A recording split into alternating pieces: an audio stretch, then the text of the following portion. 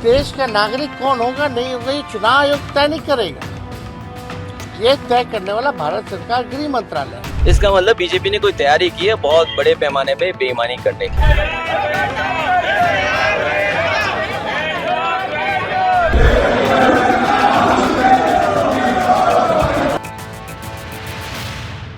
आधार, voter ID और ration card पर भरोसा नहीं कर सकते। बिहार में चल रही एसआईआर प्रक्रिया पर चुनाव आयोग ने सुप्रीम कोर्ट में ये जवाब दिया, या कहें कि सीधे तौर पर चैलेंज किया कि जो सुप्रीम कोर्ट ने कहा हम उसे नहीं मान सकते और जो हम कह रहे कर रहे वो सही है, संवैधानिक है। नमस्कार, मैं हूं आपके साथ मुबश्शरा परवीन और आप देख रहे हैं आर्टिकल 19 इंडिया। देखिए, अब इस बात पर बड़ी और संजीदा बहस होनी चाहिए कि ये देश तानाशाही और मनमानी से चलेगा या संविधान और कानून से, क्योंकि जिस तरीके से सुप्रीम कोर्ट को नकारा जा रहा है, चुनौती दी जा रही, उससे तो यही लग रहा है कि भाजपा राज में जुडिशरी की कोई वैल्यू रही नहीं गई है। दरअसल हुआ यूं कि बिहार में चल रहे स्पेशल इंटेंसिव रिवीजन के बीच चुनाव आयोग ने आधार कार्ड को मान्यता देने को लेकर सुप्रीम कोर्ट में जवाबी हलफनामा दायर किया, या इसे ये भी कह सकते हैं कि मनमाने ढंग से खुद तय कर लिया कि क्या करना है। चुनाव आयोग ने कहा कि वो मतदाता सूची से फर्जी मतदाताओं को हटाने की अपनी संवैधानिक जिम्मेदारी निभा रहा है, जिससे मतदाताओं का कोई भी नुकसान नहीं होगा, उन्हें कोई दिक्कत नहीं आएगी। यानी चुनाव आयोग ने सुप्रीम कोर्ट के फैसले पर साफ तौर पर असहमति जताई है। चुनाव आयोग की स्टैंड ने बहुत कुछ साफ कर दिया है, बहुत कुछ, जैसे चुनाव आयोग के लिए विपक्ष, आम जनता और यहाँ तक कि न्यायालय कोई भी मायने नहीं रखता। देखिए, इस वक्त बिहार चुनाव को लेकर भारत निर्वाचन आयोग के आदेश पर वोटर लिस्ट रिवीजन का काम किया जा रहा है। इसे एसआईआर यानी स्पेशल इंटेंसिव रिवीजन का नाम दिया गया है, जिसका जबरदस्त तरीके से विरोध किया जा रहा है। विपक्ष का साफ कहना है कि वोटरों को वोट से वंचित करने के लिए ये सब कुछ धड़ल्ले से हो रहा है। इसमें भाजपा के साथ मिलकर चुनाव आयोग खुलकर धांधली कर रहा है, यानी उसके इशारे पर सब कुछ हो रहा है। लेकिन इस पूरे विरोध प्रदर्शन और सवालों से परे चुनाव आयोग ने बिहार में मतदाता सूची से छेड़छाड़ के सभी आरोपों का साफ खंडन कर दिया है और अब तो सुप्रीम कोर्ट में भी जवाब दे दिया। चुनाव आयोग ने अपने जवाब में कहा कि एसआईआर यानी विशेष गहन मतदाता सूची सुधार प्रक्रिया को लेकर जानबूझकर गलत अफवाहें फैलाई जा रही है। और तो आयोग ने कहा कि इस प्रक्रिया को चुनौती देने वाली याचिकाएं वक्त से पहले दायर की गई हैं और फिलहाल इन पर विचार करने की जरूरत नहीं है। चुनाव आयोग ने कहा कि आधार सिर्फ एक पहचान प्रमाण है। देश में बड़ी संख्या में फर्जी राशन कार्ड हैं और मौजूदा मतदान कार्ड पर निर्भर रहने से विशेष अभियान निरर्थक हो जाएगा। तो अब सवाल उठते हैं कि क्या इस प्रक्रिया के तहत नागरिकता तय की जा रही है।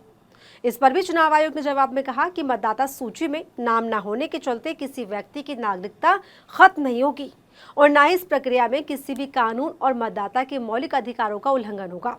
तो फिर सवाल उठता है कि अगर ऐसा कुछ नहीं होगा तो बिहार में इसको लेकर डर का माहौल क्यों है। जब चीजें इतनी आसान हो सकती है तो चुनाव आयोग को सुप्रीम कोर्ट की बात मान लेनी चाहिए कि मतदान सूची के लिए आधार कार्ड, मतदाता पहचान पत्र और राशन कार्ड को वैध दस्तावेज के तौर पर जोड़ा जाए।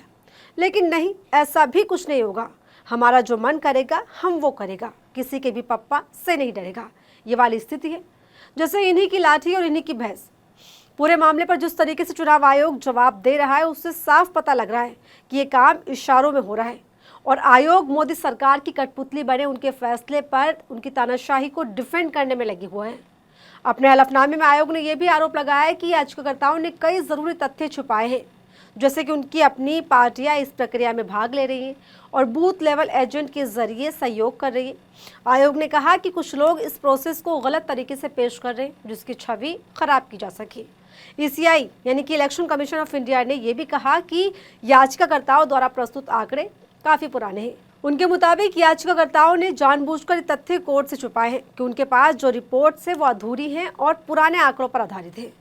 आपको बता दें, एसोसिएशन फॉर डेमोक्रेटिक रिफॉर्म्स यानी कि एडीआर, कांग्रेस, राष्ट्रीय जनता दल यानी कि आरजेडी और अन्य राजनीतिक दलों की ओर से याचिका दायर की गई थी। इसमें एसआईआर प्रक्रिया पर तमाम गंभीर आरोप लगाए गए थे, जिसे चुनाव आयोग की तरफ से खारिज कर दिया गया।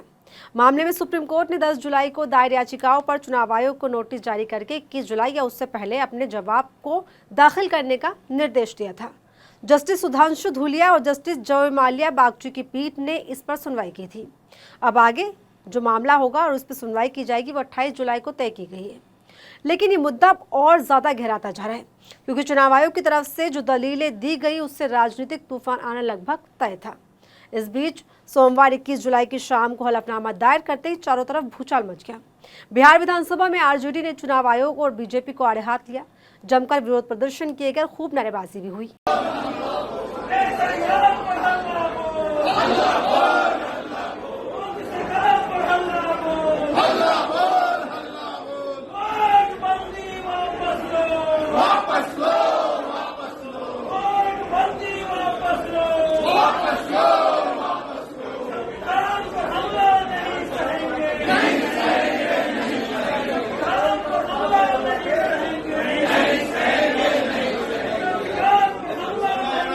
इतना ही नहीं, विधानसभा के सत्र में तेजस्वी यादव ने इसको लेकर तीखा हमला भी बोला। सबसे बड़ा अगर लोकतंत्र का अगर कोई मंदिर है तो बिहार विधानसभा है, और लोकतंत्र की जननी बिहार है। अगर वहीं से लोकतंत्र को खत्म किया जा रहा है तो हम सब लोगों का कर्तव्य बनता है, चाहे पक्ष हो विपक्ष हो, चाहे अध्यक्ष महोदय हो, सब लोग वोटर जो है, जनता जो है, मालिक जो है, वही चुनते हैं। जब उनका ही अधिकार छीन लिया जाएगा वोटर देने का, तो हम लोगों का यहाँ रहने का क्या मतलब रह जाएगा। हम लोग तो उन्हीं की बात को उठाते, जनता की बात को उठाते। विपक्षी दलों, मुख्य रूप से आरजेडी, कांग्रेस और वाम दलों ने सरकार पर अल्पसंख्यकों और गरीबों के मताधिकार छीनने का आरोप लगाते हुए जोरदार विरोध प्रदर्शन किया।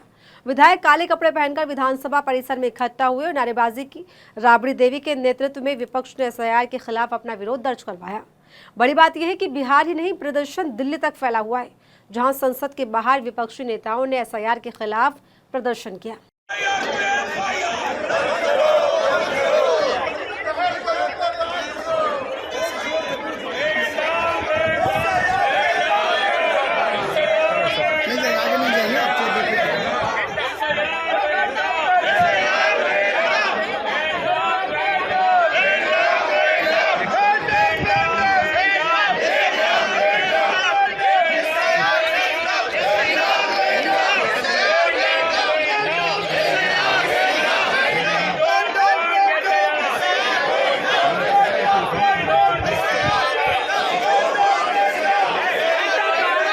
इस विरोध प्रदर्शन का नेतृत्व लोकसभा में नेता विपक्ष और कांग्रेस सांसद राहुल गांधी ने किया। इसमें प्रियंका गांधी से लेकर सपा मुखिया अखिलेश यादव, डीएमके सांसद कनिमोझी समेत कई विपक्षी सांसद शामिल हुए।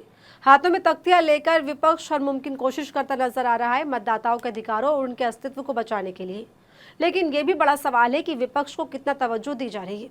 इधर आप सांसद संजय सिंह, कांग्रेस अध्यक्ष मल्लिकार्जुन खड़गे और अन्य सांसदों ने नियम 267 के तहत नोटिस देकर इस मुद्दे पर सदन में चर्चा की मांग की। हालांकि यहां भी विपक्ष की आवाज को दबाते हुए लोकसभा स्पीकर ओम बिरला और राज्यसभा में उपसभापति हरिवंश ने इसकी इजाजत नहीं दी, जिस पर खूब हंगामा भी हुआ। इसके बाद सदन को फौरन स्थगित कर दिया गया। इस तरह की घटना बेहद महत्वपूर्ण है, क्योंकि इस दौरान उपराष्ट्रपति का इस्तीफा, पहलगाम आतंकी हमले पर चर्चा, ट्रंप के सीजफायर ऐलान पर सवालों के जवाब और बिहार में एसआईआर की प्रक्रिया के खिलाफ विपक्ष का एकजुट होना। अब देखना होगा कि विपक्ष को उसके सवालों का जवाब मिल पाता है या नहीं। साथ ही एसआईआर पर अप्रत्यक्ष एनआरसी को लेकर सुप्रीम कोर्ट आगे क्या रुख अपनाता है। फिलहाल इस वीडियो में इतना ही। आपको वीडियो कैसा लगा कमेंट सेक्शन में जरूर बताएं। बाकी ऐसे ही तमाम वीडियोस देखने के लिए बने रहिए हमारे साथ आर्टिकल 19 इंडिया पर।